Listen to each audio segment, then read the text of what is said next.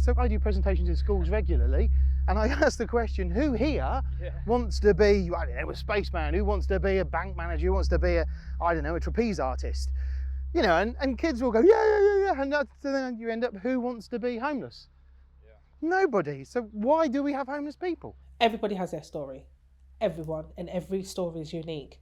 You don't know where they've come from, and you don't know why they are where they are. You know, there's always been a persona of homeless people that they think of them as being down and out, bums, drug takers, alcoholic. You know, some of that is true, but we're still human at the end of the day. You're a junkie, you're an addict, you deserve to be there, it's your fault. Even my kids at school, they all thought the same thing. If you're on the street, you deserve to be there. Or you must have a drink problem, you've got an addiction, or you've done something bad. And I suppose in a way, I'm probably glad I've experienced that side of it, because I can sit with my kids at school, or if I'm doing my youth work, and I sit there and go, well, so would you say I'm a junkie? Am I a drunk? Am I a bad person? And they go, well, no, you're Steve. It's like, well, I was homeless. I ended up sleeping in the toilet. I was in the park on a bench. When you think about the kind of dynamic of somebody who's street homeless, you have to go to the point that nobody wanted to get there in the first place, which means everybody who is street homeless has suffered rejection on the nth level of society. Everybody's rejected them. I cannot comprehend what that feels like. You know, I was really fortunate to have a lovely upbringing, but some people didn't. You know, so if you've been rejected by the people that brought you into the world, rejected by the people that supposedly cared for you, rejected by your mates, rejected by your friends, and then the people who you're doing life with on the streets, they're survivors.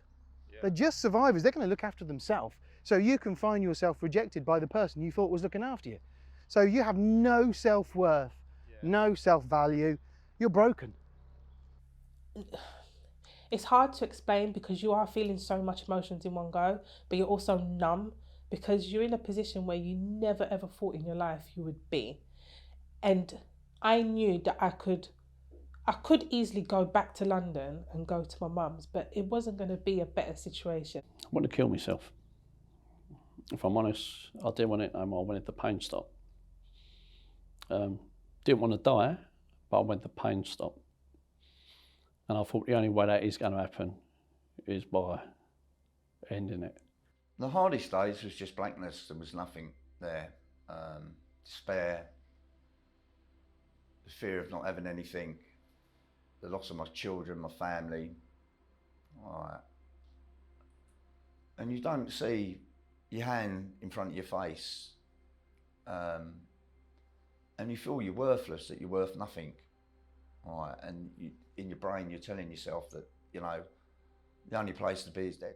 The hope for the clients is there is an opportunity and they just have to step towards it.